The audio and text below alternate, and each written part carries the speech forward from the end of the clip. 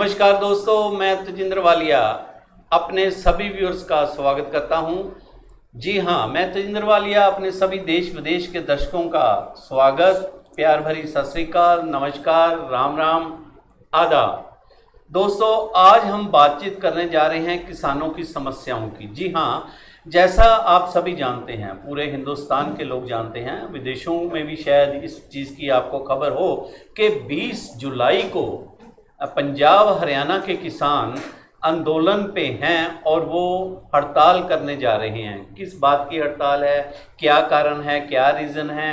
वैसे तो सरकारें लगी हुई हैं बातचीत करने के लिए हमारे किसान भाइयों से, हमारी आड़त एसोसिएशंस के साथियों से।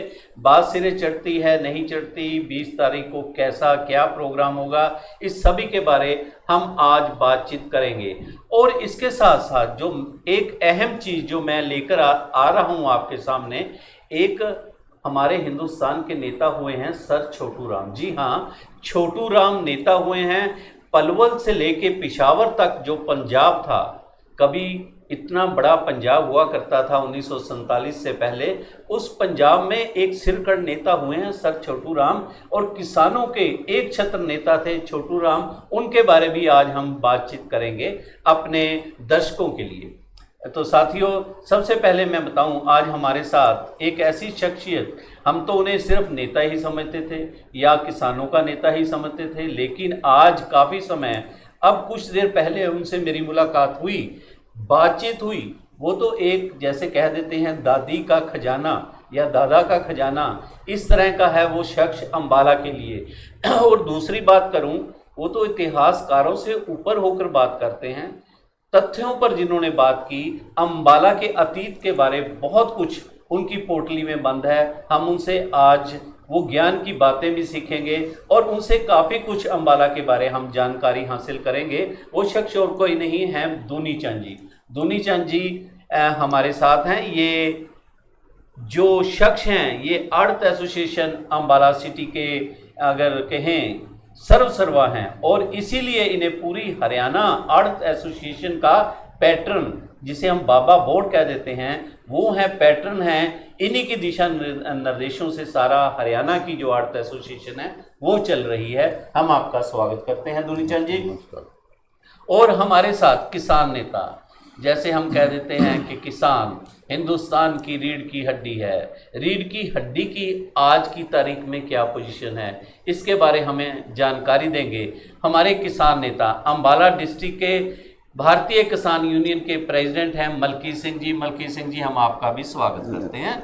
और सबसे पहले दूनीचंद जी, हम आपसे बातचीत शुरू करते हुए, ये 20 तारीख को जो आड़ती एसोसिएशन और किसान यूनियन मिलके जो ये मुहिम चला रही हैं, आंदोलन कर रही हैं, हड़ताल का नाम दिया जा रहा है, ये क्या है, इसके बारे हमारे व्यूअर्स को जानकारी। इसमें सबसे बड़ी बात यह है कि सेंट्रल गवर्नमेंट ने ऐसे 3 कानून बना दिए जी, जो किसान के और आड़तियों के खिलाफ जाएंगे और मजदूर के भी खिलाफ जाएंगे। इससे लाखों आदमी बेकार हो जाएंगे।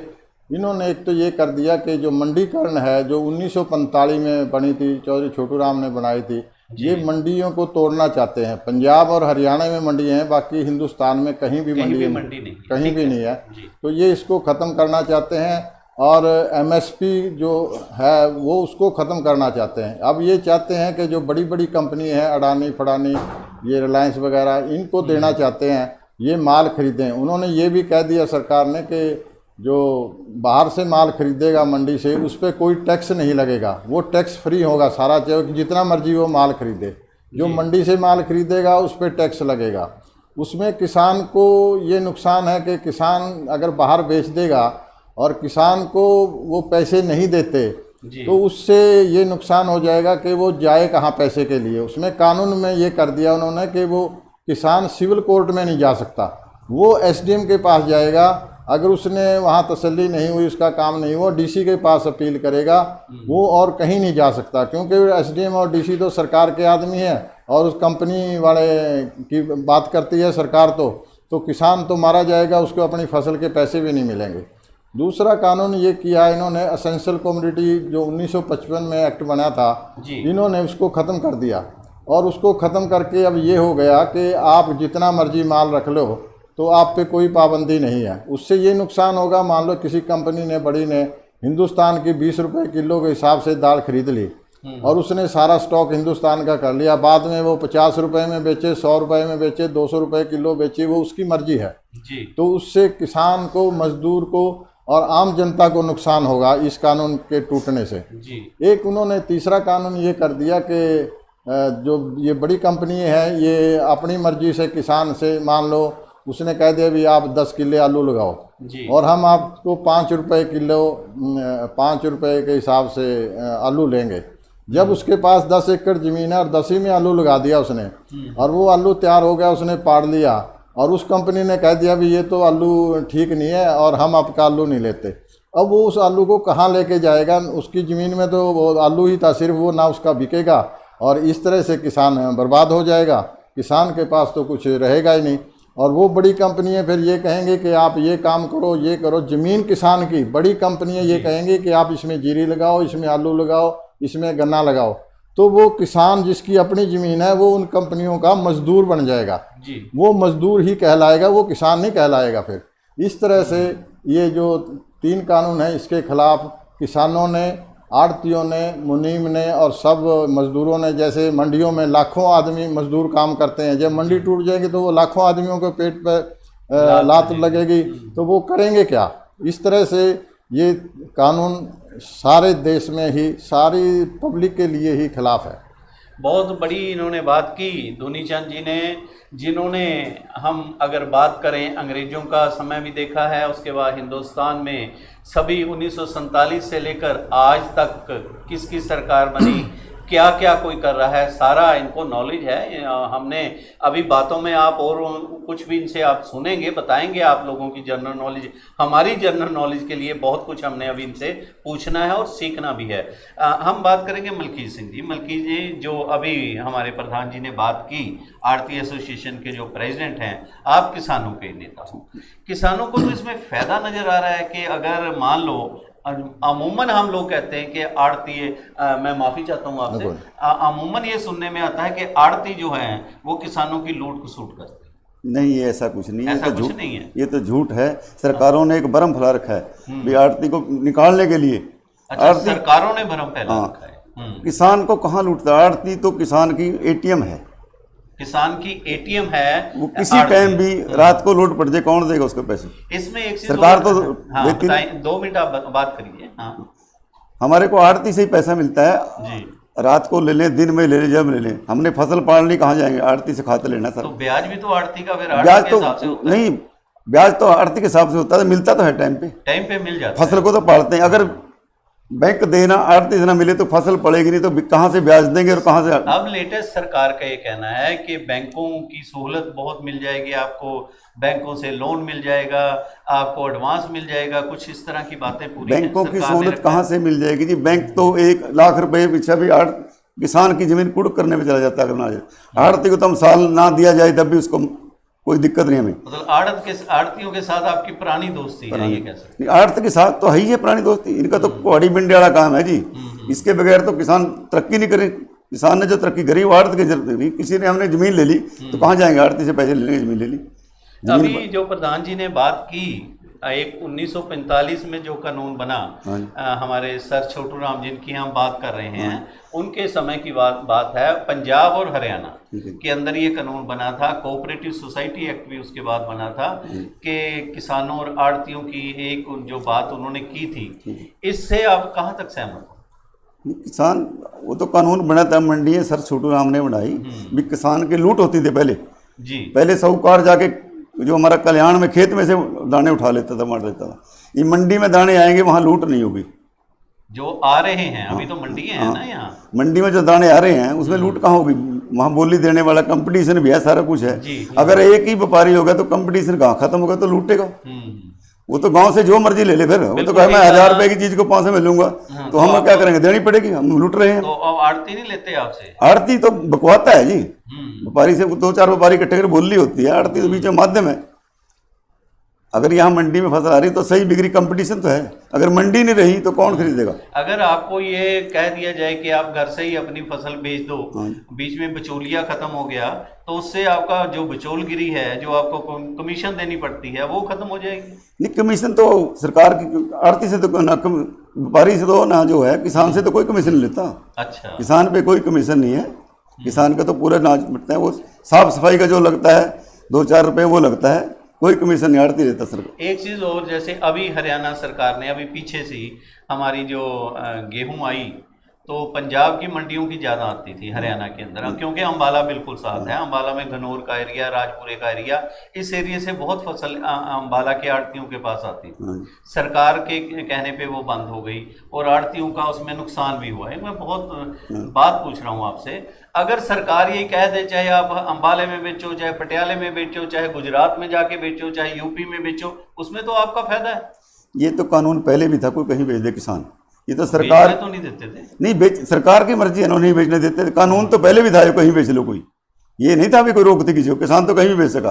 अच्छा, पर ये सरकार अपने आप ही रोकती थी अपनी लूट मचाने के लिए। तो अगर उसको नहीं, मेरे सुनो ना, उसको नहीं आने दे रोकेंगे तो 1000 रुपये में वहां से खरीदेंगे सरकार, और बीच में बिचौलिए हैं जो वो खरीद के यहाँ लेते हैं। अगर वो आ जाएंगे तो उनके पूरा रेट लगेगा। एक चीज प्रधान जी ने जो बहुत बड़ी की, जिसपे विचार है, सोचने की जरूरत है हमारे सभी के लिए, इन्होंने कहा जो नवा कानून बना है, जो तीसरा कानून जिसके लिए आप लोग मिल के लड़ रहे हो, कि अगर जैसे इन्होंने 1-2 कंपनीज का भी नाम लिया, अगर आड़ती बीच में से हट जाएंगे तो अडानी, अडवाणी, जैसे आपने बताया, रिलायंस वाले, ये बड़ी बड़ी कंपनियां जो हैं, इनडायरेक्ट वे में आपका ये कहना है कि सरकार इनको शेल्टर दे रही है। अगर किसान कोई इन पे केस भी करेगा तो सिर्फ राजस्व विभाग में ही जा सकता है, तहसीलदार पे, एसडीएम पे, डीसी पे, सीधा कोर्ट में वो नहीं जा सकता। ये एक सोचने का विषय है कि अगर सरकार ईमानदारी से काम कर रही है और अपना कोई कानून लेकर आती है, उसमें इस तरह के लूज पोल जो जिसे हम कह देते हैं, इसके बारे आप थोड़ा डिटेल में बताएंगे। देखो, ये जो इन्होंने कानून बनाया है, इसमें वो कंपनियों की मर्जी है वो पैसा दे ना दे। अब पीछे भी जो हमारा जीरी बासमती है जी, वो एक्सपोर्टर खरीदता है। उनके यहाँ दलाल होते हैं, वो एक्सपोर्टर वो माल खरीदता है। उन एक्सपोर्टरों की तरफ हरियाणा के 350 करोड़ रुपया खड़ा है आड़तियों का, लेकिन आज तक उन्होंने 350 करोड़ रुपया नहीं दिया आड़तियों का। और इसमें ये बात हमने सीएम साहब से भी करी है, सारे सरकार से कर ली।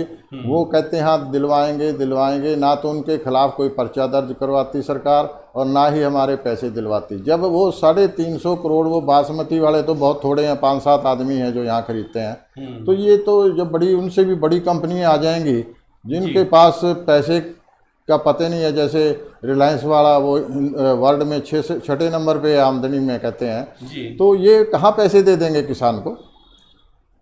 तो अब आप किसानों की और आपकी सरकार से क्या डिमांड है? हरियाणा सरकार से है या सेंटर से है? हरियाणा सरकार से भी और सेंटर से भी। हरियाणा सरकार जो है वो ये जो कानून है इसके बारे में सेंटर को कहे कि भाई ये कानून गलत है और ये नहीं बनना चाहिए, और सेंट्रल गवर्नमेंट उस कानून को वापस ले, जो वो बना रही है, वो तीनों चीज़ें उसने की हैं, वो तीनों चीज़ें वापस ले लें अपनी, और इन मंडियों को वैसे ही चलने दें। किसान और आड़ती को जैसे पहले से ही काम चल रहा है उसको चलाएं, क्योंकि किसी किसान ने आज तक किसी भी आड़ती की किसी अफसर पे या सरकार पे ये शिकायत नहीं करी कि किसान ने मेरे पैसे, आड़ती ने मेरे पैसे नहीं दिए। ये सरकार बहकाती है कि भाई ये तो बिचौलिया है, क्योंकि आप इसको छोड़ दो। अगर किसान उसको छोड़ देगा, जैसे प्रधान जी ने बताया, मलकीज ने भी, किसान का तो एटीएम है आड़ती, वो किसी टाइम भी बीमार हो जाए या कोई जरूरत पड़ जाए। अब जैसे मैं आपको बात बताता हूँ, मान लो एक किसान ने 10 लाख क्या अपना वो बनवा रखा है बैंक से लेन देन, जैसे कहते हैं, हाँ, तो वो फसल पे लिमिट बनवा रखी है, तो वो फसल पे उसको भर देता था। अब मान ले एक किसान की उसकी 10 लाख की लिमिट है और उसको 6 लाख रुपए की उसकी फसल हुई है जी। अब वो जब जाएगा, वो पैसे डायरेक्ट उसके खाते में चले जाएंगे। जब वो पैसे लेने जाएगा तो बैंक ये कहेगा पहले आप 4 लाख रुपए जमा कराओ, फिर लिमिट चालू होगी। तो वो किसान 4 लाख कहाँ से लाएगा? अब ऐसे था, अगर उसकी फसल कम हुई है तो वो आड़ती पे जाता था जी, आप क्योंकि आड़ती पे पैसे आते थे जी कि मैंने 10 लाख की लिमिट भरनी है, वो उठा के 10 लाख उसको दे देता था, वो बैंक की भर देता था, लेके वापस फिर उसको दे देता था। इस तरह ये लेन देन चला हुआ था किसान का और आड़ती का। हाँ अब वो लेन देन टूट जाएगा। अब किसान के फसल बाहर बिक गई तो आड़ती पे कुछ नहीं आया, आड़ती क्यों देगा और कहाँ से आड़ती देगा जब उसके पैसे नहीं। अब तो सारे किसान का पैसा पड़ा था, उसका उठा के उसको दे दिया, 10 दिन उसने बरता उसको दे दिया। और ये बिचौलिए वाली कोई बात नहीं है। जो 2.5% कमीशन है वो तो जो खरीदार है वो देता है, तो खरीदने वाला देता है। सरकार खरीदेगी तो सरकार देगी, अगर कोई प्राइवेट खरीदेगा वो देगा। किसान पे कोई नहीं है। किसान पे तो सिर्फ ये लगता है कि उसने सफाई करी है, उसकी तुलाई है, बस इतना ही है उसमें और कुछ नहीं है। बिल्कुल, 1-2 रुपए लगता है। ने एक बहुत बड़ी बात की कि आड़ती तो जो खरीदता है उससे लेता है। अगर दूसरी तरह बात करें, मान लीजिए हम कोई प्रॉपर्टी का बिजनेस कर रहा है कोई आदमी, एक आपकी बात मैं बड़ी करूं, सरकार के लिए उधर भी सोचे, सरकार कोई प्रॉपर्टी का काम कर रहा है, प्रॉपर्टी डीलर तो दोनों तरफ से देता है, उधर से भी उधर से भी। लेकिन आपने बताया कि आड़ती सिर्फ एक तरफ से लेता है, किसान से नहीं लेता, ऐसा आपका कहना है। वो और बहुत अच्छी बात है प्रधान जी। एक चीज आपने और जो सरकार की तरफ से मैं आप दोनों से पूछना चाहूंगा कि पूरे हिंदुस्तान में सिर्फ पंजाब हरियाणा में ही मंडीकरण बोर्ड है और कहीं नहीं है। सरकार का ये कहना है कि वहाँ बहुत बढ़िया चल रहा है, किसान खुश हैं, और यहाँ पे किसानों को दिक्कतें आ रही हैं पंजाब हरियाणा में। इस करके शायद सरकार ने सोचा हो मंडीकरण बोर्ड या मार्केटिंग कमेटीज जो जितने भी किसानों से संबंधित हमारे ये हैं, इनको वो तोड़ने जा रही है, ख़त्म करने जा रही है। इसमें आपको फायदा नहीं नजर आता? इसमें क्या फायदा होगा हमारे को जी, इसमें उल्टा नुकसान। बिहार और यूपी का आप देखो जी, क्या वहाँ हालात हैं। डाकू लुटेरे कितने वहाँ होते हैं, लूटपाट होती है, हत्यारे होते हैं। यहाँ पे हरियाणा पंजाब में शांति है। जब अगर भूखा मरेगा फिर क्या करेगा वो, जब भूख मरता हुआ क्या करेगा फिर, कहीं लूटेगा कहीं पे कुछ करेगा। आपने तो बात बड़े मजे हुए खिलाड़ी की तरह घुमा दी। लूटपाट क्या किसान कर रहे हैं नहीं, कौन कर रहे हैं जोर वहाँ पे? जब किसान नहीं तो जो भूखा मरेगा वो क्या करेगा, चाहे किसान है चाहे कोई आम है। भूखा तो जब उसको मिलेगा, जब उसकी चीज 2000 की चीज 1000 में बिकेगी तो क्या करेगा। उसको पैदा करने में तो उसको ज्यादा 2000 रुपये लग रहे हैं, बेचना पड़ रहा है 1000 में। अभी यहाँ हमारे हरियाणा में ही सरकार से आरटीआई के तहत 2200 कुछ रुपए गेहूं पे खर्चा बताया हिसार यूनिवर्सिटी ने, और हम बेच रहे हैं उसको 1925 में जी। हमारे को तो जो सरकार का बताया हुआ खर्चा है वो भी नहीं मिल रहा, हम नुकसान में तब बेच रहे हैं। अगर मंडी टूट गई तो और नुकसान है। अभी हम थोड़ा बहुत दिक्कत है हमारा मंडी में बेचने का, थोड़ी बहुत आड़ है मंडी की तरफ से। अगर वो भी खत्म होगी तो कहाँ बिकेगा फिर, तो 2000 1000 बहुत आड़ बता रहे हो आप, बाकी कहाँ जाती है फिर? नहीं, आड़ है जो खड़ तो जाते हैं मंडी में, हम अड़क तो हैं, अड़ाड़ती से भी लड़ते हैं। अगर हमारी कम बिकती है, हमारी ठीक बिको, फिर किससे लड़ेंगे हम। चलो ये हम प्रधान जी से पूछते हैं, आड़ती एसोसिएशन के प्रधान जी। इन्होंने कहा कि जैसे बिहार यूपी में लूटपाट हो रही है, मूल्य ठीक नहीं मिल रहा, क्या ये इस संदर्भ में ये बातें हैं इसमें? हाँ जी, ऐसे है जैसे जीरी हमारे पीछे 1800 रुपये बिकी, बिहार में और यूपी में ये 1200-1300 रुपये प्रति क्विंटल बिकी, तो वो 600-700 रुपये घाटे में बेच रहा, तो किसान को वो घाटा ही पड़ रहा। अगर वहाँ एमएसपी हो, मंडियाँ हो, तो वो भी 1800 बेचेगा। अब कणक है जैसे, वो यहाँ हमारी 1900-1900 बिकी, वहाँ जाके वो 1500-1600 बिक रही है। तो इस तरह से किसान को लूटा जा रहा है दूसरी स्टेटों में। और आपको मैं एक बात बताऊं कि जो पंजाब के पास के गांव लगते हैं, जितनी हमारी मंडियां हैं, इनमें सब में पंजाब का माल आता है। जो यूपी के साथ लगती हैं, यमुनानगर, करनाल, पलवल, उनमें सब में माल यूपी का आता है। जो राजस्थान की मंडियां हमारे साथ लगती हैं, भिवानी, इधर हिसार की, वो सारा माल उधर उनमें आता है। तो इसलिए आता है कि यहाँ मंडीकरण बढ़िया है। इसलिए इन 3 स्टेटों का माल जो हमारे 3 तरफ लगता है, इसलिए वो माल यहाँ आ रहा है। अगर यहाँ ठीक मंडीकरण ना हो तो वो माल यहाँ क्यों ले आएंगे, वो अपनी स्टेट में बेचेंगे परा जी। नहीं, ठीक कहा आपने। और ये एक जो हमें बताया आपने कि जैसे पंजाब की कनक यहाँ आ रही है, पर पंजाब हरियाणा में तो दोनों जगह मंडियाँ हैं। नहीं, वहाँ ये है कि पंजाब में जरा कानून सख्त है, वो यहाँ तो कानून थोड़ा नरम है। किस तरह? उसमें जैसे है कि वो कह देते हैं भाई हमने 17 मॉइस्चर की जीरी लेनी है, तो यहाँ जीरी 18 की भी ले लें, 20 की भी ले लेते हैं। अच्छा। तो यहाँ कुछ ऐसा मेल मिलाप सा सेलर वालों का वो ठीक ले लेते हैं। तो वहाँ सरकार ने ये कर रखा है कि हमने 17 मॉइस्चर से ऊपर लेनी ही नहीं। सेलर वालों पे तभी केस कुछ दर्ज हुए हैं यहाँ पे? नहीं, ये केस दर्ज नहीं हुआ किसी पे भी, ये तो सरकार उनसे पैसे ले रही है। सरकार की मर्जी से ही वो ये सारा कुछ हो रहा है। कोई एक आदमी कुछ नहीं कर सकता सरकार के खिलाफ जी। सरकार के उनमें हिस्सा पत्ती है, सरकार के अपने सेलर हैं, मंत्री एमएलओ के अपने सेलर हैं, वो आप खुद करें ये काम।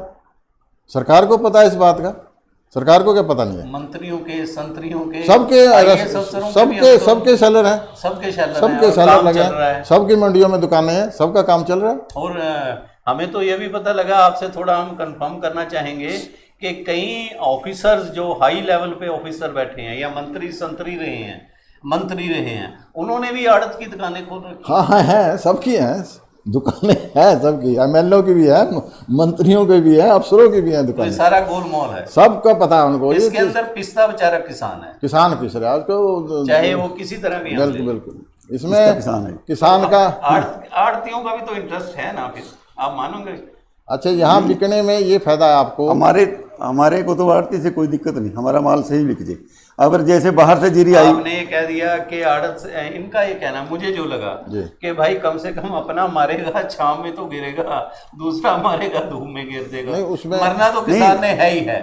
देखो, उसमें ऐसा है कि माल मान लो पंजाब से आया अम्बाड़ा की मंडी में जी, और उसका मॉइस्चर 20 है जी, वो धक्के दुक्के मार के हमने आड़तियों ने उसका माल बिकवा दिया।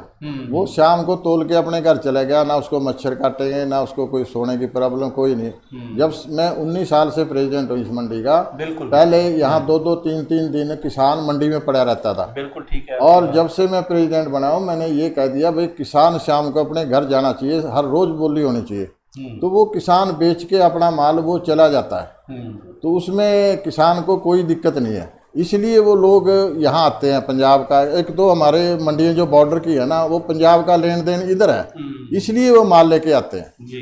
क्योंकि ये 5-7 मील का जो एरिया है, पटियाला उनसे दूर पड़ता है, और इसलिए वो अम्बाड़े में बेचते हैं माल।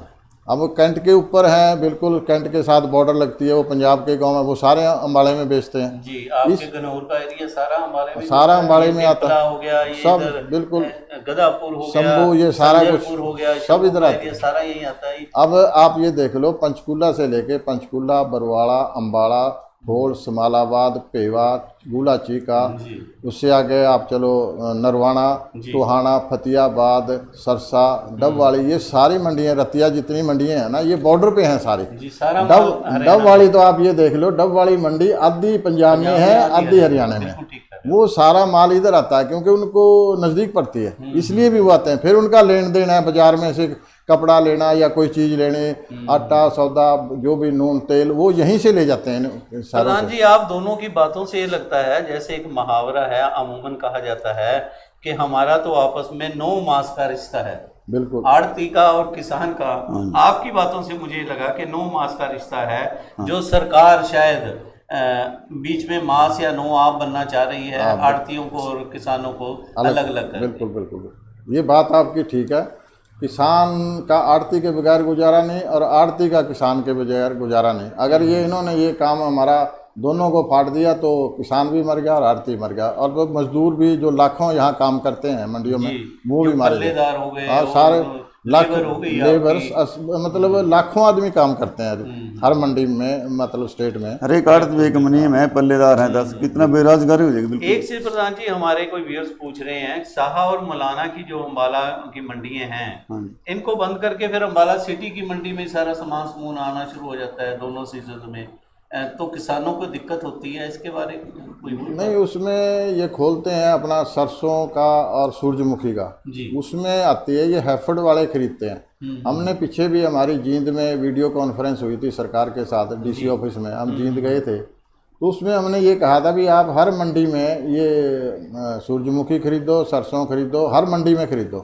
लेकिन उन्होंने पॉइंट बना दिए भी एक ज़िले में 2 मंडियों में या 3 का, इस तरह बना दिए। उससे किसान फिर वहाँ जाता है, उसको तकलीफ तो होती है, वो अपनी मंडी में बेचे तो अच्छी बात है। क्योंकि जो आप बता रहे हो, जैसा जिस सूरजमुखी वगैरह अपने एरिया में तो कमी होती है। हाँ, बाड़े में आलू नहीं लगता ना, ये जहाँ आलू लगता है वहाँ होती है, जैसे साहबाद में ज़्यादा होती है। जी जी। शाहबाद में और उधर ईख लगता है अपना लाडवा, ये जो ईख और चलो ये तो बीच में एक छोटी सी बात, क्योंकि हम मेन मुद्दे पर फिर दोबारा आते हुए जैसा आपने अभी बताया कि जो बड़ी बड़ी कंपनियां हैं वो आ जाएंगी, ये कह रहे हो आप? हाँ जी। और किसानों को वो मजबूर करेंगी, चाहे वो कहेंगी कि आलू लगाओ, आपको आलू लगाना पड़ेगा, वो कहेंगी अगर धान बीजो धान बीजना पड़ेगा।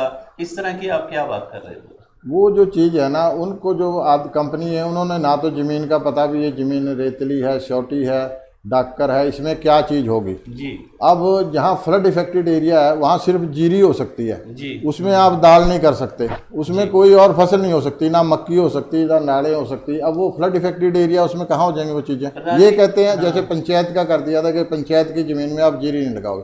पंचायत की ज़मीन है, जैसे अपने अम्बाड़े में डालो, ये डाकर ज़मीन है, बुढ़ंगपुर है, इसमें ज़मीन है, दानीपुर है, बालापुर, कलाड़, ये सारी फ्लड इफेक्टेड है, मारकंडे की, डांगरी की इफेक्टेड है। तो उनमें जीरी के सिवाय होता ही कुछ नहीं, तो वो क्या करेंगे लेके। अब बोली नहीं हुई जमीनों की।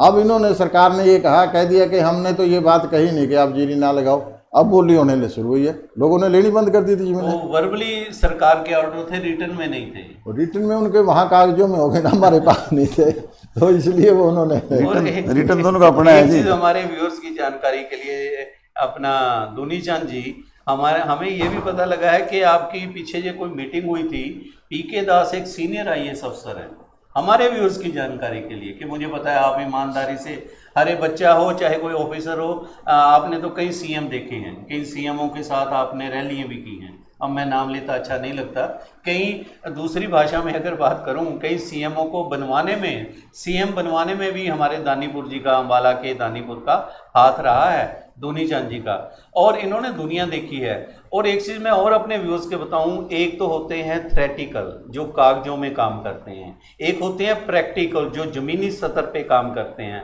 हम खुश नसीब हैं अम्बाला के लोग, जिन्हें दुनी चंद जैसा एक नेता मिला जो प्रैक्टिकल शेप में बात करता है, प्रैक्टिकल शेप में ही ज़मीन से जुड़ा हुआ है। पीके दास के साथ भी तो आपका कोई कुछ हो गया था अभी पीछे, सुना हमने, नहीं, क्या ये बात ठीक है? उसमें कोई खास बात नहीं थी, वो तो हमारी तो अंदर कराने लगे थे सभी को कुछ ऐसा, सीएम के साथ हमारे सूत्रों ने बताया, मुझे नहीं पता। क्योंकि वहाँ हमारी सीएम हाउस पे मीटिंग हो रही थी आड़ती एसोसिएशन की, हरियाणा की जी। तो उसमें दुष्यंत जी थे डिप्टी सीएम, और खट्टर साहब थे चीफ मिनिस्टर, और ये दास एसीएस 5-6 अफसर और थे जी।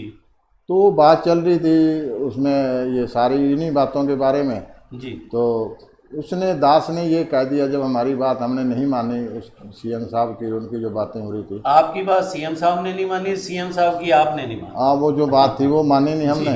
तो उसने, दास ने बीच में ये कह दिया कि हम अंदर करा देंगे अगर हमारी बात नहीं माने। जी। तो मैंने कहा अभी तो अंदर करा के देख, मैं चलो रे चलो यहाँ से उठ के चलते हैं। हम ये खड़े हो गए और वहाँ से हम चलने लगे। उन्होंने, सीएम साहब ने गेट बंद करवा दिया, बॉडीगार्ड उनके खड़े हो गए, नहीं नहीं बैठ जाओ बैठ जाओ बैठ जाओ, कोई बात नहीं, ये वो। बस फिर हम बैठ के दोबारा बातचीत हुई, फिर वो कुछ उन्होंने बात हमारी मानी, फिर सुलह दोबारा हो गई। हाँ, उससे नहीं, वो तो अफसर हमारी तो सीएम से और डिप्टी सीएम से बात होती है ना, हमें अफसरों से क्या लेना, ये तो बदलते ही रहते हैं, हमारा इनसे क्या मतलब। नहीं, बहुत अच्छी बात है दुनी चंद जी, ये जो हमें पता लगा वो कुछ हद तक सच भी है कि वहाँ पर हमारे किसान भाइयों या आड़तियों का ये कहना है कि अम्बाला का शेर वहाँ पे गरजा, जो हमारे पास रिपोर्ट पहुंची कि दुनी चंद जी के बारे में जो आड़तियों ने शब्द यूज़ किए, जो हमारे पास पहुंचे कि भाई थारे अम्बाले का शेर ही वहाँ गरजा, कि भाई तय करके देख ले अंदर, वो बात थोड़ी सी आज इन्होंने कंफर्म की कि ऐसा है कि कहीं ना कहीं बात चले तो पत्रकारों पे या मीडिया में बात निकल ही आती है। अच्छी बात है कि कम से कम अपने भाइयों के लिए स्टैंड तो ले रहा है कोई। और एक चीज़ और हम आपसे बातचीत करेंगे, क्योंकि आप बड़े पुराने अम्बाला से जुड़े हुए हो। एक हिस्ट्री ऑफ अम्बाला किताब लिखी है मैंने, थोड़ा सा दूसरी तरह मैं बात करूं, क्योंकि हमारा यहाँ जिक्र आ रहा है हमारे अपने जो नेता रहे हैं हरियाणा के, जो पलवल से, क्या नाम था उनका, सर छोटू राम, सर छोटू राम जी ने एक पार्टी बनाई थी, यूनाइटेड लीग। हाँ हाँ हाँ, और उस पार्टी का इलेक्शन अम्बाला के एक वकील रहे हैं, वो नामी वकील महाराज सिंह, उनके पिताजी अम्बाला से इलेक्शन लड़े थे उस हाँ पार्टी। उस टाइम वो लड़े थे चौधरी। हाँ, पर जीत नहीं सके, जीत नहीं अम्बाला से वो लड़े थे। हाँ उनके छोटू राम की पार्टी हाँ से सर, लड़े थे। छोटू राम की पार्टी से वो इलेक्शन लड़े थे। हम अभी छोटू राम जी की जीवनी पे भी आपसे कुछ बातें करेंगे, लेकिन एक चीज जो मेन चीज आ रही है, आपने दो बातें तो क्लियर कर दी। एक तीसरी बात, जो 1945 में कानून बना था उसे अब सरकार खत्म करने जा रही है। इसको सिर्फ आप एक जो प्लेटफार्म आपने लिया है, इसमें पॉलिटिकल पार्टियां भी आपका साथ दे रही हैं या किस तरह का ये मोर्चा है आपका? देखो इसमें पॉलिटिकल पार्टियां जो हैं वो तो सिर्फ एक ही रहेगी जो अपोजिशन में है। अब बाकी दो पॉलिटिकल पार्टियां तो सरकार में चली गई जी तो वो कानून उन्हीं का है जो सरकार में है। जी जो अपोजिशन में रहेगी एक पार्टी, वो उसने 10 साल राज किया। 10 साल में ना किसान दुखी था, ना आड़ती दुखी था, ना व्यापारी दुखी था, ना मजदूर दुखी था, और 10 साल वो मौज करी लोगों ने। जो जीरी बासमती हमारी इस राज में 3,000 रुपये बिकी, वो उस राज में जीरी का भाव 6,000 रुपये था। और किसानों ने ये नारा लगाया था कि हुड्डा तेरे राज में जीरी गई जाज में। तो वो जो उस टाइम 6,000 रुपये क्विंटल जीरी बिकती थी बासमती, और अब जीरी हमारी बिक रही है 3,000 बासमती।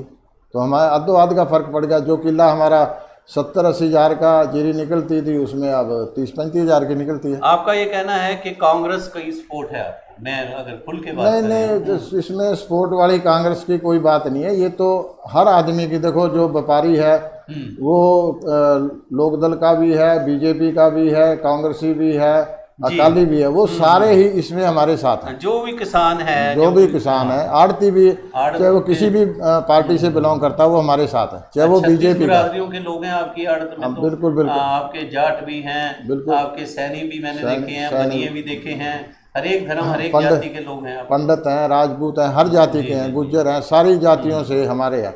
जो वो किसी भी पार्टी से संबंध रखता है, लेकिन इस मामले में वो सारे एक हैं। एक चीज़ और, जो इंडियन नेशनल लोकदल पार्टी है, आपने दो का तो कह दिया, जेजेपी या भाजपा का तो सरकार है, आपने क्लियर कहा। एक पार्टी आपने कांग्रेस मान ली।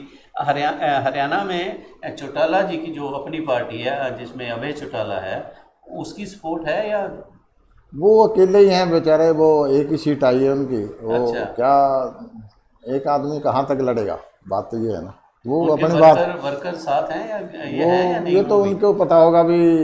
मैं तो पॉलिटिक्स में इतना हिस्सा नहीं लेता। अब मैं तो 96 के बाद आज़ाद आदमी हूँ। मैंने तो नहीं, देवीलाल जी के साथ आपके संबंध मैं रहे, रहा चौटाला वहाँ। जी के साथ आपके संबंध रहे? नहीं, मेरे संबंध हर चीज़ बुड्ढा जी में के साथ आपके संबंध रहे? भजन लाल जी से रहे मेरे सारे। इसको भी मैं, जो ये खट्टर है, इसको भी मैं जाट आंदोलन में, मैं ऑल इंडिया जाट महासभा का जी, हाँ। राष्ट्रीय उपाध्यक्ष हूँ। I am next to captain Amarinder Amarinder Singh के सिंह। बाद, बिल्कुल ठीक कह रहे हैं। और मैंने उस टाइम भी इनसे बात की है, खट्टर साहब से 7-8 बार मैं मिला हूँ। एक दिन रात को मिला हूँ मैं, और हम 5-6 आदमी थे, हमारे जनरल सेक्रेटरी थे। रात को अंधेरे में मिले या रात को 9 बजे का टाइम दिया था इन्होंने। रात को कोठी पे खट्टर साहब को मिले। उस टाइम भी मैंने आंदोलन जब चल रहा था जाटों का, इनको 2 बातें कही इनको। कि लीडर ज्यादातर रात को अंधेरे में मिलते हैं?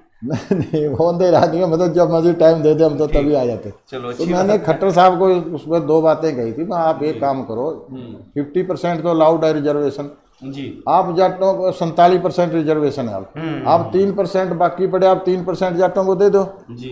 तो खट्टर साहब ने ये बात कही कि भाई अगर मैं 3% दे दूंगा तो लोग ये कहेंगे भी हुड्डा साहब ने 10% दिया था, ये 3 दे रहा।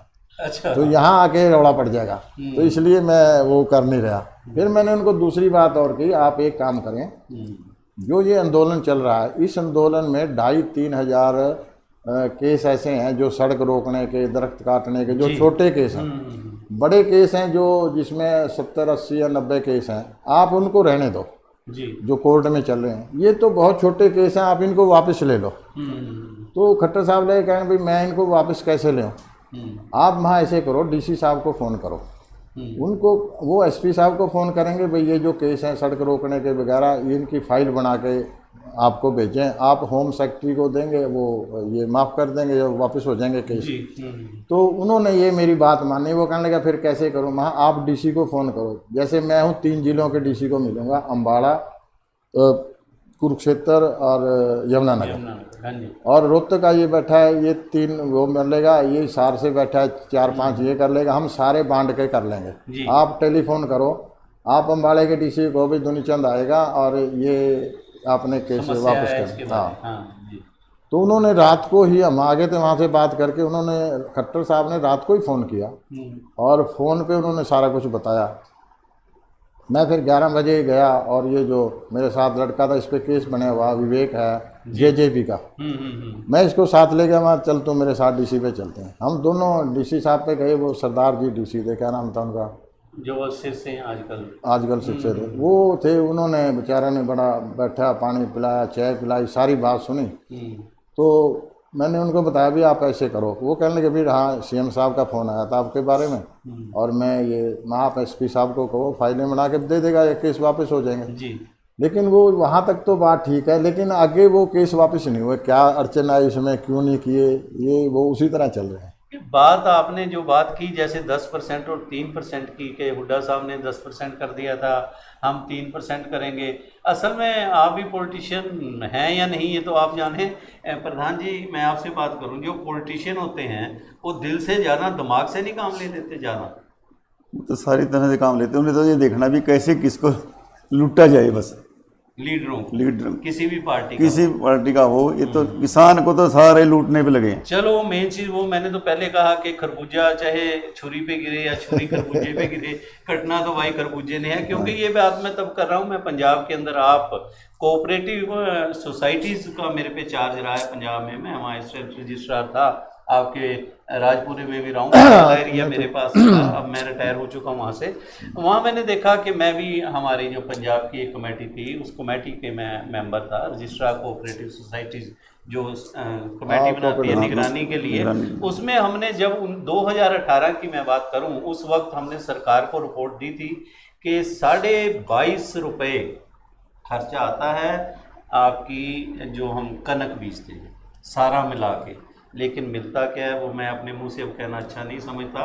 किसानों के साथ हर पैर पैर पे कहते हैं कि या जवान के ऊपर या किसान के ऊपर। हिंदुस्तान में इस सोच सरकारों को ध्यान देना चाहिए कि अगर किसान को एक तरफ तो हम रीढ़ की हड्डी कहते हैं, अगर रीढ़ की हड्डी ही हमारी कमज़ोर हो गई तो बहुत मुश्किल होगी। आपने देखे होंगे जिनकी रीढ़ की हड्डी कमज़ोर हो जाए वो किस तरह चलते हैं, हाथ में लाठी लेनी पड़ती है, दूसरे का सहारा चाहिए। अगर रीढ़ की हड्डी कमज़ोर हो जाए, सरकार को इस ओर ध्यान देना चाहिए, सोचना चाहिए। पर ये तो देखो, जो हमारा देश है वो कृषि प्रधान देश है, इसमें इंडस्ट्री नहीं है, खेती पे ही डिपेंड करता है जी। जो कृषि प्रधान देश कहते हैं हम। हाँ, जो आमदनी खेती से होती है, कृषि से, वो ही मार्केट में जाता है पैसा, उससे ही देश तरक्की करता है। यहाँ इंडस्ट्री नहीं है। फॉरेन में इंडस्ट्री है, वहाँ आबादी भी कम है, ज़मीनें ज़्यादा हैं, इंडस्ट्री लगी हुई है वहाँ लोग, इसीलिए हमारे बाहर गए हैं जी। तो यहाँ जब तक कृषि को ये उठाएंगे नहीं, ये जैसे अब कृषि को मारने लग रहे हैं तो देश तरक्की कैसे करेगा? इंडस्ट्री तो है नहीं, लड़के कहाँ जाएंगे? मैं आपको आज आपके माध्यम से ये कहना चाहता हूँ सरकार को, अगर इन्होंने मंडियाँ तोड़ दी, एमएसपी ख़त्म कर दिया, बिल्कुल, तो ये सोच लो पंजाब हरियाणा ऐसे हो जाएगा जैसे बिहार और यूपी है। जी जी। और जो अगली जो जनरेशन है हमारी, उनको ना नौकरी मिलेगी ना काम मिलेगा। वो क्या करेंगे? वो जाते हुए रास्ते में वालिया साहब की कार खोस लेंगे, उसके कपड़े तार लेंगे, किसी का पर्स खोस लेंगे, बैंक लूटेंगे, डाके मारेंगे। ये हालात ये पंजाब हरियाणा में हो जाएंगे अगर इन्होंने किसान को मारने की कोशिश की। बिल्कुल, बहुत बड़ी आपने बात की। इसके अंदर सरकार एक काम और कर सकती है, जैसे हमारा कुछ केरल का हिस्सा है या मेघालय का कुछ हिस्सा है, तमिलनाडु जो हमारे समुद्र तटीय एरिया है, वहाँ पे मछुआरों को इन्होंने स्पेशल पैकेज दे रखे हैं। अगर हम पहाड़ी एरिया कह दें, जैसे उत्तराखंड का एरिया है, हिमाचल का ऊपरी एरिया है, इस एरिया के अंदर भी हमने किसानों को वहाँ पैकेज दे रखी है। अगर हरियाणा पंजाब के किसान यहाँ पर मंडियाँ जो ये कह रहे हैं कि संतुष्ट हैं, ये खुश हैं उसके साथ चलने से, तो सरकार को इसमें दिक्कत क्या है? वो मुझे एक चीज़ की जो स्मेल आपकी बातों से ये लग रही है कि अडानी, अंबानी, ये बड़े बड़े ग्रुप, रिलायंस जो आपने बताया कि इनका आगे आना इसमें तय है और इसका जो नुकसान है वो आम जनता को, मिडिल क्लास फैमिली को, जो लोअर क्लास फैमिलीज हैं, यहाँ ये मार सिर्फ किसानों तक ही नहीं रहेगी, छोटे दुकानदारों पे भी है। इसके बारे क्या कहेंगे? नहीं, ये तो मार हर आदमी पे पड़ेगी, क्योंकि मान लो अम्बाड़ा मंडी का मैं आपको उदाहरण देता हूँ। मान लो यहाँ अब जैसे पीछे कणक बिकी है जी। और कणक का मान लो 1000 करोड़ रुपया किसान का मंडी में कणक का आया, वो 1000 रुपया बाजार में जाएगा, दाल बाजार में जाएगा, वो नून, तेल, आटा, कपड़ा, लोहा, सरिया, मतलब वो हर चीज़ वहाँ से खरीदेगा। तो मार्केट उस पैसे से उठेगी। जब मार्केट में पैसा नहीं जाएगा तो मार्केट का जो व्यापारी है, छोटा दुकानदार है या बड़ा दुकानदार है, उसके पास कोई ग्राहक ही नहीं जाएगा, तो वो भी मर गया। एक वो आपने बिल्कुल ठीक है प्रधान जी। एक चीज़ मैं, क्योंकि समय का भी हमने ध्यान रखना है, एक चीज़ मैं आपसे पूछना चाहता हूँ जो इससे थोड़ा हटके है। अभी डीजल के रेट बढ़े, डीजल के 22 दिन इकट्ठे, कभी 50 पैसे, कभी 5 पैसे, कभी 10 पैसे, रेट कंटिन्यू बढ़े 20-25 दिन। उसका किसानी पे क्या असर पड़ा? उसका किसानी पे 20 दिन के अंदर जी 12 रुपये रेट बढ़ा। तो आप देख लो कि 1 घंटे का जब 6 लीटर तेल खाता है ट्रैक्टर, तो उस पर 100 रुपये तो फर्क पड़ गया, 80 रुपये का 1 घंटे। तो किसान पर तो मार पड़ी पूरे सीजन। अब जीरी के सीजन में इतना तेल बढ़ा भी उसने हद कर दी। जब के अंतर्राष्ट्रीय मार्केट में इतना मंदा तेल है तो उससे 25 रुपये लीटर तेल बिकना चाहिए। इन्होंने अपने टैक्स 54 रुपये टैक्स बता रहे हैं सेंट्रल गवर्नमेंट का, बताओ तेल पे। तो इससे किसानों को सबसे बड़ी दिक्कत के साथ, प्रधान जी इसके बारे में आप क्या कहेंगे? नहीं, तेल का तो देखो वर्ल्ड में जो कच्चा तेल है उसके रेट गिर रहे हैं जी, लेकिन यहाँ रेट बढ़ाए जा रहे हैं। ये देखो पॉलिटिकल बात है, मैं आपको यहाँ सबके सामने नहीं कहना चाहता, इसमें बड़ी गड़बड़ है जी। ये तो देश के लिए बड़ा नुकसानदायी चीज़ है। जो उन्होंने सोच रखा रूलिंग पार्टी ने, वो बहुत गलत सोच रखा है, उससे देश को बहुत बड़ा नुकसान होगा। ये हम किसानों की बात करें, किसानों को कितना फर्क पड़ा? क्योंकि देखिए, अगर किसान अन्नदाता है, जो है जो अन्न पैदा करता है, अगर अन्न में ही उसकी रेट बढ़ने शुरू हो जाएगा। देखिए डीजल जो बढ़ा है रेट, वो इन्होंने घर से तो लगाने नहीं, कोई भी अगर कर रहा है काम, वो ऐसा ऐसा फिर वो आंदोलन करेगा, रेट बढ़ाएगा, कनक का रेट बढ़ेगा, हमारी बासमती का, हमारे चावल का रेट बढ़ेगा, दालों का रेट बढ़ेगा, उसका हर एक चीज़ पे फर्क पड़ेगा। नहीं, तेल की कीमत बढ़ने से तो ना हर किसान को तो बहुत ही घाटा है इससे, क्योंकि वो ट्रैक्टर में तेल फूकता है जी। मैं आपको बताऊं कि शुरू में जब हमने ट्रैक्टर लिया उस वक्त 200 रुपये का ड्राम भरा जाता था, जिसमें 200 लीटर आते थे। बहुत बड़ी बात की आपने। और अब आज 40 साल पहले की बात। आज इस ज़माने में वो 200 रुपये का, वो 200 लीटर का ड्राम 16,000 में भरता है। 16,000 और कहाँ 200 रुपये, आप इसका डिफरेंस लाओ कितना है। और उसके हिसाब से आप कणक का रेट देखो, उस वक्त कणक का रेट MSP 75 रुपये था जी, और आज वो 1900 रुपये हुआ है जी। तो उसके मुकाबले वो नहीं हुआ। मैं सरपंच रहा 30 साल लगातार, मैंने गांव में स्कूल नहीं था, स्कूल बनाया। उस वक्त ईंट भट्ठे से मैंने 50 रुपये हजार ली जी। ये 1971 की बात है। बिल्कुल ठीक कह रहे हो। उस वक्त ईंट का रेट 50 रुपये हजार था, आज ईंट का रेट 5,500 रुपये है। तो कितने गुना बढ़ा आप ये देखो। किसान तो हर जगह पिटता जा रहा है, उसका तो रेट ही नहीं बढ़ रहा उसके हिसाब से दूसरों के।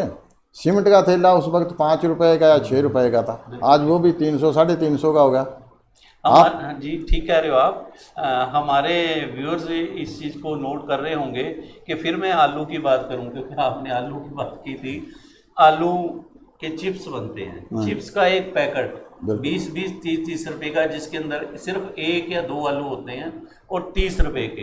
वैसे मंडी में आलू 5 रुपये किलो भी नहीं कोई ले रहा, नहीं ले रहा। आलू तो पिट किसान के साथ तो ये है, किसान के साथ तो इतना अन्याय हो रहा। अब आप किसान की सब्जी नहीं बिक रही जी। यहाँ एक अपना दुराड़े का एक्स सरपंच है, उसने सब्जी ला रखी 8-9 किले सब्जी के जी। वो सब्जी बेचने के लिए मंडी में गया जी। तो उसकी सब्जी नहीं बिकी, वो वापस आ गया। अब उसने क्या काम किया कि यहाँ बाहर एक अपना नौकर बैठाया, वो बेचता है। वो कहता भी यो ठीक है, सब्जी मेरी बिक जाती है, थोड़े बहुत पैसे बन जाते हैं। इनका मंडी में तो कुछ भी नहीं बनता। और किसान की तो मैं आपको एक हालत बताता हूँ कि एक ठोड़ का किसान ने, उसने गोभी लगाई थी जी। वो ठोड़ का किसान गोभी लेके ट्राली भर के वहाँ स्मालाबाद चला गया सब्जी मंडी में। स्मालाबाद में उसकी ट्राली के 150 रुपये उन्होंने लगाए गोभी के, भरी हुई ट्राली के 150 रुपये भरी हुई के। उसने कहा अभी पेवा नज़दीक है, तू पेवा चल, वहाँ ज़्यादा बिक जाएगी। वो ट्राली लेकर पेवे चला गया जी। या तो वो फ़ोन पे बात करी या क्या करा, वहाँ मंडी में भी उसके 150 रुपये लगे, पेवे में भी उसने कहा भी फिर तू अम्बाड़े चल, वहाँ बड़ी मंडी है, अम्बाड़े भी वहाँ बिक जाएगी। वो पेवे से बड़ी बड़ी ट्राली अम्बाड़े ले आया जी। अम्बाड़े जो ले आया सब्जी मंडी में गया, सब्जी मंडी में उस ट्राली के 200 रुपये लगे सालम के। उसने कहा भी 200 रुपये में तने इतना तेल फूक दिया, तो ये वहाँ गऊओं पे घेर दे, गौशाला में ले जा जी।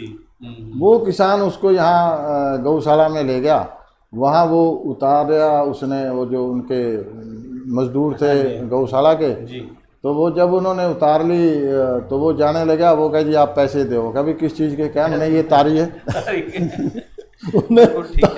वो बेचनी तो दूर रही, उन्हें उसके पैसे देने पड़े।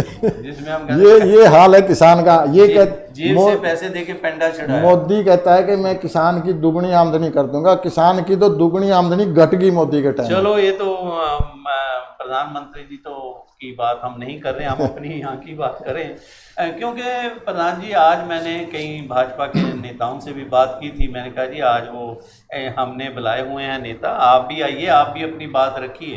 पता नहीं क्यों कि शायद उन्होंने आना ठीक नहीं समझा, या उनके पास जवाब ज़्यादा होंगे, वो कहीं बड़ी बात कर रहे होंगे, छोटी जगह वो नहीं बैठना चाहते, ये भी हो सकता है।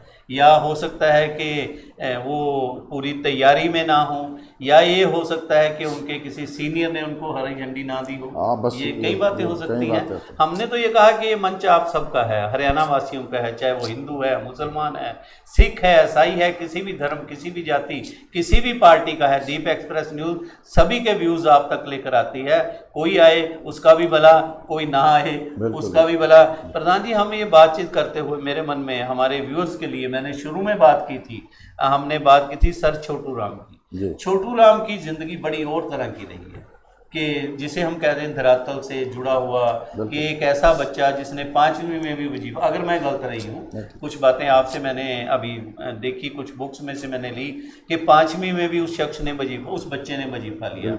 8वीं के लिए उसके पास फीस नहीं थी, लेकिन आप जैसे कुछ अच्छे लोगों ने उनकी मदद करके 8वीं का दाखिला दवाया, 8वीं में भी उनका वजीफा आया।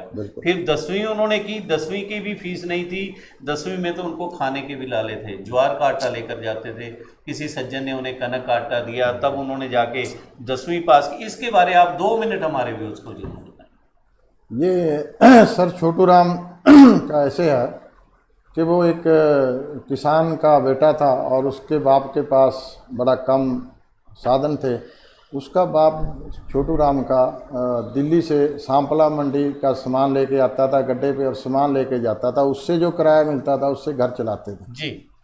तो छोटू राम की पढ़ने की इंटेलिजेंट था, उसने कहा कि मैं तो पढ़ूंगा। उसने सांपले से 5 जमात पास की, 4 या 5 जी। तो उस जमात में उसका वजीफ़ा आ गया। तो उसने वजीफे के बाद उनका सांपला में तो छोटा स्कूल था, बादली में उसने 8वीं का स्कूल था, वो बादली में 8वीं के स्कूल में चला गया और वजीफा उसको मिलता था। और वहाँ वो जो हॉस्टल में रहते थे आटा अपना ले जाते थे, दाल, ये सारा सौदा। तो ये उसके घर कमजोरी थी, वो बाजरे का या उसका ज्वार का आटा लेके चला गया। तो रास्ते में जो गांव पड़ता था बादली से इधर, वो जोड़ पे बैठ के रोने लग गया जी। तो एक सज्जन पुरुष आया, वहाँ का नंबरदार था, वो उसने कहा भाई बेटा तू क्यों रो रहा है? वो कहने लगा मैं यहाँ स्कूल में पढ़ता हूँ बादली, और वहाँ सारे कनक का आटा ले जाते हैं, मेरे पास ये आटा है उसका ज्वार का, तो मैं क्या करूँ? उसने उसको उठाया कि बेटा तुम मेरे साथ चल। वो उसको घर ले गया, उसने कनक का आटा दिया और वो ज्वार का रख लिया। उसने कहा भी जब तू यहाँ आएगा ना, जाएगा तो मेरे से ही आटा ले जाएगा, तू घर से मत लिया कर। तो उस आदमी ने उसको आटा दिया, उसने वहाँ 8वीं कर ली। 8वीं के बाद उस पर पैसे नहीं थे, वो आगे पढ़ना चाहता था, 10वीं करना चाहता था। वहाँ बादली में 8वीं का स्कूल था, वो दिल्ली जाना चाहता था, उसके पास पैसे नहीं थे। फिर उसके ताऊ जी ने छोटू राम के उसको 23 रुपये दिए और वो उससे उसने दाखिला लिया और वहाँ उसने पढ़ाई शुरू की और उसके साथ साथ उसने बच्चों को पढ़ाना शुरू कर दिया। ट्यूशन भी करता था, वो बच्चों को पढ़ाता था, छोटे बच्चों को, और आप पढ़ता था। उसने वहाँ से मैट्रिक कर ली। मैट्रिक करने के बाद वो आगे पढ़ना चाहता था, बीए करना चाहता था, तो वो स्टेशन पे बैठा था, लाहौर जाना चाहता था। वहाँ उसके पास कोई साधन नहीं था, तो वहाँ कुदरती चौधरी छाजूराम एक बहुत बड़े अमीर आदमी हुए हैं कलकत्ता में, वो पटसन के किंग कहलाते थे। तो वो बाई चांस मिल गए। उन्होंने उससे पूछा भी तुम बेटा कैसे बैठा, उसने सारी हिस्ट्री बताई। उसने कहा भी तुम पढ़, मैं पैसे दूंगा। बिल्कुल। उसने दिल्ली में पढ़ा वो, और वो वहाँ उसने बीए कर ली। बीए करने के बाद उसने नौकरी के लिए एक यूपी में स्टेट थी, मैं उसका नाम भूल गया स्टेट का, तो उसके राजा के पास उसने, वो अखबार निकालता था, उसका संपादक बन गया वो। और उस राजा से इतना प्यार हो गया उसका कि वो राजा और सर छोटू राम दोनों इकट्ठे बैठ के रोटी खाते थे। ठीक है। एक दिन उस राजे ने अकेले रोटी खा ली और छोटू राम का वेट नहीं करा, तो वो छोटू राम उससे नाराज हो गया और उसने छोड़ दिया उससे, और वो आगरा चला गया। आगरे में उसने लॉ किया, लॉ में पढ़ाई में एडमिशन ले लिया और बच्चों को ट्यूशन पढ़ानी शुरू कर दी। उस पे ट्यूशन से ही उसने लॉ किया और उसने वो वहाँ वकील बन गया, वहाँ प्रैक्टिस शुरू कर दी। तो वहाँ के वकीलों ने सोचा भी ये तो बहुत इंटेलिजेंट है, क्योंकि केस सारे उस पर आने लग गए। उन्होंने उसको ताना मारा भी तू इतना बड़ा वकील है, तुम अपना रोहतक जाके, रोहतक का था वो, कि रोहतक जाके प्रैक्टिस, ये थे कि तू अपने पंजाब क्यों नहीं चला जाता, हाँ तुम वहाँ जा, वहाँ कर। तो वो वहाँ से रोहतक आ गया। रोहतक आके उसने प्रैक्टिस शुरू कर दी। तो वहाँ उसने एक तख्त घेर दिया और हुक्का रख दिया, पानी का गड़ा रख, हाँ भाई जो आएंगे यहाँ पानी पी लेंगे, हुक्का पी लेंगे। तो उनकी शिकायत कुछ वकीलों ने करी, क्योंकि उसकी प्रैक्टिस ज़्यादा चल गई, लोग उस पर बैठने लग गए। तो वो बार रूम में बुलाया प्रधान ने, उसने कहा भी तू इनको पानी पिलाता है, ये हुक्का पिलाता है। तो छोटू राम ने कहा भी अगर आप किसी दुकान पे सामान लेने जाओगे पानी तो वो भी पिलाएगा, तो मैं तो इनको पानी पिला देता हूँ, ये अपने आप पी लेते हैं। तो उन्होंने कोई एक्शन नहीं लिया खैर उसके खिलाफ, और उस पर केस बहुत ज़्यादा आने लग गए। तो फिर उसने पहले इलेक्शन लड़ा था वो, फिर उसने कांग्रेस भी ज्वाइन कर ली थी, वो रोहतक का प्रेसिडेंट रहा कांग्रेस पार्टी का। तो वो प्रैक्टिस करता था। एक बार की बात है कि आपको पता होगा कि पहले जब इस साहूकार ने अगर बही में 100 रुपये लिख लिए और उस आदमी का गुंठा दस्तखत नहीं, लेकिन वो 100 रुपये सही है, वो 100 रुपये की डिग्री हो जाती थी किसान की। तो उस पर एक बुढ़िया ने केस आ गया, बुढ़िया पे कोई लड़का नहीं था, उस पर विधवा थी वो बुढ़िया और उस पर लड़की थी। तो उसका साहूकार ने केस कर दिया भाई इसने मेरे पैसे देने हैं। तो उन्होंने छोटू राम को वकील कर लिया। छोटू राम जब आवाज़ नहीं पड़ी थी, होगा रोटी खाने, हाँ लंच टाइम में चला गया, पीछे से आवाज़ पड़ गई। वो बुढ़िया दौड़ती दौड़ती उसके घर गई कि चौधरी साहब मेरी तो आवाज़ पड़ गई और आप चलो। तो वो अपनी रोटी छोड़ के कोर्ट में गया। कोर्ट में जाके उसने कहा कि बोलो आप, रहम की जो बात। तो चौधरी साहब ने कहा जी आप ऐसे है कि इसके पास विधवा है, लड़की हैं, लड़का कोई नहीं, इसका यही ज़मीन का ही साधन है, आप इस पर रहम करो। इसने ये लफ्ज़ कह दिए चौधरी छोटू राम ने। तो जज ने ये कहा भाई अगर कानून में कहीं रहम का लफ्ज़ है तो मैं इस पर रहम कर दूँगा। बहुत बड़ी बात। तो उसने कहा भाई ये तो लफ्ज़ है ही नहीं। उसने जी डिग्री कर दी उसके औरत के खिलाफ, और चौधरी छोटू राम को चक्कर आया, वो वहीं बैठ गया कुर्सी पे। उसके दिल में ये बात लगी जी। उसने फिर इलेक्शन लड़ा, यूनियनिस्ट पार्टी बनाई जी, तो उसमें 2/3 मेजोरिटी लेके वो लाहौर गया। फिर जाके उसको सीएम घोषित कर दिया। मुसलमान उसको बहुत चाहते थे, वो उसको छोटू खान कहते थे। छोटू राम इनको सपोर्ट करती रही इस पार्टी, इनकी पार्टी। हाँ, तो उसने कहा भाई वहाँ इस वक्त ये था कि जिसकी आबादी ज़्यादा वो चीफ मिनिस्टर बनेगा, अंग्रेजों के टाइम में ये था। तो उस वक्त पंजाब में 52.7% मुसलमान थे और हिंदू वो 43 समथिंग थे। तो उन्होंने उसको मुसलमान को चीफ मिनिस्टर बनाया। इस पे सारा बोझ जो था, क्योंकि ये पढ़ा लिखा सबसे ज़्यादा था, इनके पास थे, रेवेन्यू एग्रीकल्चर सारे महकमे तकरीबन इनके पास थे। बाकी तो मेरे आप जैसे किसान थे वो तो सौंदा सिंह वगैरह, उनको तो ऐसे ही था बिल्कुल। हाँ। तो एक बार सरदार दसौंदा सिंह जी उनकी भी चलो। हाँ जी। तो वहाँ वर्ल्ड वार सेकंड जब लग गया तो उसमें वाइसराय ने एग्रीकल्चर मिनिस्टर हिंदुस्तान के जो सारे मेन चीज ये है सुनने वाली, जिसके लिए मैं इतनी देर से लगा हुआ था। हाँ जी बताइए। तो वाइसराय ने दिल्ली में एग्रीकल्चर मिनिस्टर हिंदुस्तान के सारे बुलाए। हिंदुस्तान के पूरे स्टेटों के एग्रीकल्चर मिनिस्टर उसमें गए थे, जिसमें सर छोटू राम जी भी एक थे। हाँ, हमारे पंजाब की तरफ से गए प्रधान जो। की तरफ से, पंजाब की तरफ से। तो उसने वाइसराय ने ये कहा, क्योंकि गवर्नर हमारा लाहौर बैठता था, राजधानी लाहौर थी उस टाइम हमारी, और उसने वाइसराय ने ये कह दिया कि वर्ल्ड वार सेकंड लगा हुआ, आप हमें कणक दें, मैं आपकी 6 रुपए मन कणक लूंगा, क्योंकि उस वक्त क्वांटल नहीं थे, मन ही थे, मन चलता था 40। तो सर छोटू राम ने वहाँ खड़ा होके मीटिंग में ये कह दिया कि हम 6 रुपए नहीं 10 रुपए मन कणक देंगे जी। तो देश गुलाम था, छोटू राम भी गुलाम था। तो वाइसराय के दिल में ये चोट लगी कि इस आदमी ने मेरा गुलाम होते हुए ये बात कह दी, तो उसने तभी मीटिंग सस्पेंड कर दी, ख़त्म करी, और उसने गवर्नर को मैसेज दिया कि जब तक ये लाहौर पहुंचे इसको डिसमिस कर दो मंत्री पद से। तो गवर्नर ने वाइसराय से पूछा, जनाब बात क्या हुई, बात बताओ। तो उसने कहा कि मैंने कहा था भी वर्ल्ड वार सेकंड लगे, आप कणक दो, मैं 6 रुपये मन कणक लूँगा आपकी, और आप 10 रुपये, इसने कह दिया कि हम तो 10 रुपये देंगे। तो गवर्नर ने ये कहा कि किसान इसके साथ है, अगर आपने 10 रुपये मन कणक नहीं ले, ये पलवल होल्डर से लेके पेशावर तक पंजाब था और खड़ी कणक में आग लगवा देगा, आपको एक दाना नहीं मिलेगा, सारा देश भूखा मरेगा जी। तो वाइसराय ने तब ये कहा गवर्नर को कि इसको वापस लेके आ जी। फिर गवर्नर उसको वापस लेके वाइसराय पे गया दिल्ली जी। दिल्ली में वाइसराय ने ये कहा जी हम 10 रुपये मन कणक लेंगे, आप हमें कणक दें। बिल्कुल प्रधान जी, आप हाँ आपने बहुत बड़ी बात बताई। मैं अपने व्यूअर्स को ये जानकारी दे दूं, इन्होंने कोई आपको कहानी नहीं सुनाई, इन्होंने कोई किंवदंती नहीं आपको सुनाई, ये ऑथेंटिक बातें हैं। मैं ये भी बता दूं, ये एक बुक लिखी थी अम्बाला के डिप्टी कमिश्नर, जो तत्कालीन डिप्टी कमिश्नर मिस्टर फोर्सियत थे।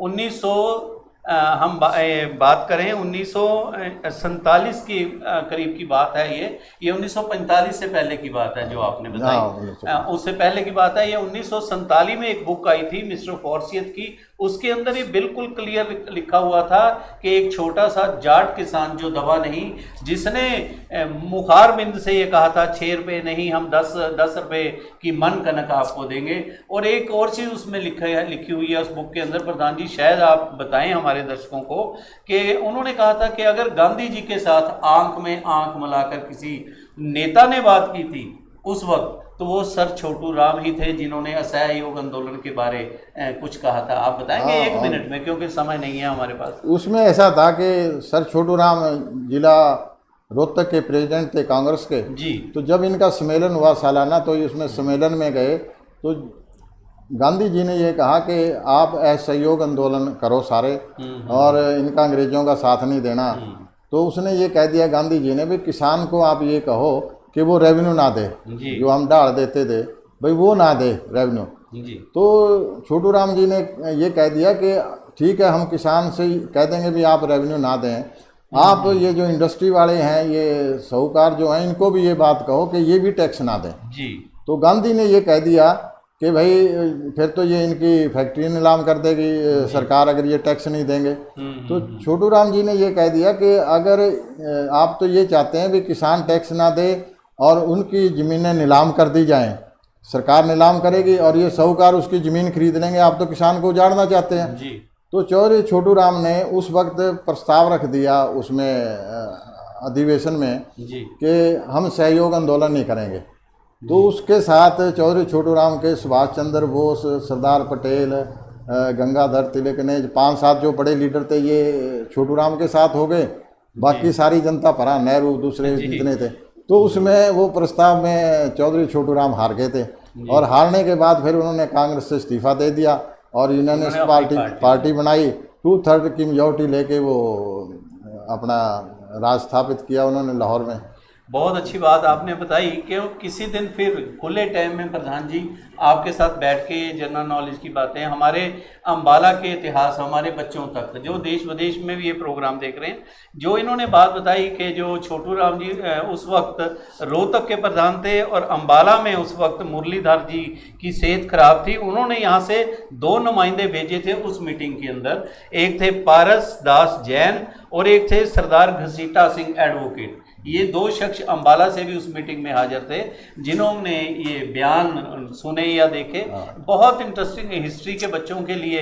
कई लोग तो हरियाणा के जो बशिंदे हैं, हमारी बुक है हिस्ट्री ऑफ अम्बाला, उसमें पीएचडी भी कर रहे हैं। इसी तरह 1857 की एक बुक मैंने लिखी थी, उस पर भी आगे पीएचडी कर रहे हैं। कभी मौका मिला उस पर भी डिस्कस करेंगे। आज हम वहीं पे फिर दोबारा आते हुए प्रधान जी अंत में, क्योंकि समय बहुत हो गया, घड़ी अपनी चाल चलती है, मेरे हमारे कैमरामैन और हमारे जो दूसरे साथी हैं वो बार बार मुझे इशारा कर रहे हैं, अंत में सिर्फ 1 मिनट में आप सरकार को क्या कहना चाहेंगे, क्योंकि 20 तारीख को आपकी हड़ताल है, उससे पहले कोई अगर हल निकल जाए?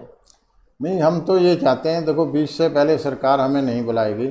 हम ये चाहते हैं कि जो ये 3 कानून बने हैं ये गलत हैं, इनको ख़त्म करें और मंडियों को ना तोड़ा जाए, मार्केटिंग बोर्ड रहना चाहिए, एमएसपी ना ख़त्म किया जाए, एमएसपी रहना चाहिए ताकि किसान जिंदा रहे, और किसान जब जिंदा रहेगा तो ये देश जिंदा रहेगा, क्योंकि ये देश कृषि प्रधान है। बहुत बढ़िया।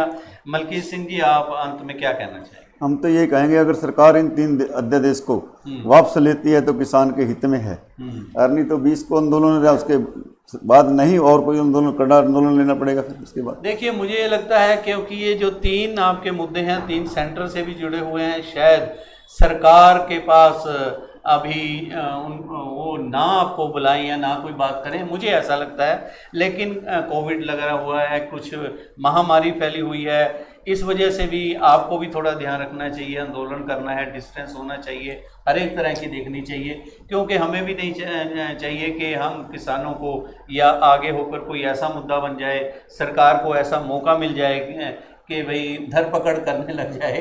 तो इस हिसाब से, क्योंकि आपने तो बहुत आंदोलन देखे हैं, तो कोई इस तरह की बात ना हो, मेरा ये कहना। नहीं, देखो ये जो है इसमें 20 तारीख को तो आंदोलन होगा, शांतमयी ढंग से, शांतमयी ढंग से होगा, ट्रैक्टर लेके लोग सड़कों पे आएंगे। बल्कि मैं आपको उसका नाम तो नहीं बताना चाहता, एक आदमी जी क्या, वो बड़ा अमीर आदमी है, अपना कैंट का उसका स्कूल भी है जी, वो मुझे जानता था, उसने भी ये अखबार में पढ़ा ये जो और वो सिटी मीडिया में, तो वो कहने लगा जी मुझे आपका नंबर नहीं था आपका, मैंने फिर बलिंदर लंडा है वहाँ, हाँ जी, बलविंदर सिंह लंडा, मैंने कहा उससे आपका नंबर लिया। और मैं आपको एक चीज़ और कहना चाहता हूँ कि जैसे आपने ये ट्रैक्टर खड़े करे हैं भाई, सड़कों पे खड़े कर दें, तो आप इसमें ये भी जोड़ दो भाई साइकिल वाला साइकिल खड़ा करे, कार वाला कार, मोटरसाइकिल स्कूटर वाला वो भी सड़क पे आ जाए और वो भी अपनी वहाँ सड़क पे खड़ा कर दे। मैं बड़ा अच्छा सजेशन दिया भाई, आप सबको जोड़ लेते।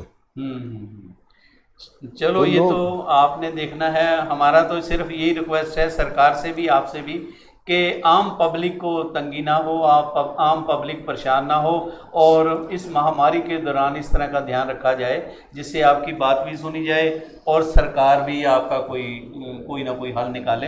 हमारा ये कहना है। आपको हमारा ये प्रोग्राम कैसा लगा, आप इसके बारे हमें आप अपना फ़ोन कर सकते हो, अपना ट्वीट कर सकते हो, अपना ईमेल के ज़रिए भी हमें मैसेज भेज सकते हो, अपने कमेंट्स दे सकते हो। अंत में मैं तजिंदर वालिया, प्रधान जी आपका और प्रधान जी आपका, आज तो दो प्रधान साथ बैठे हैं, किसान यूनियन के और एक आड़त एसोसिएशन के, जो मैं पहले भी कहा था कि बाबा बोहड़, दूसरी भाषा में बात करूं, भीष्म पितामह हैं हमारे दूनी चंद जी, और इन्हीं की सेवाएं ले रहे हैं हमारे आड़ती एसोसिएशन के लोग। और मैं अंत में तजिंदर वालिया इसी के साथ आप सभी से इजाज़त लेता हूं। नमस्कार।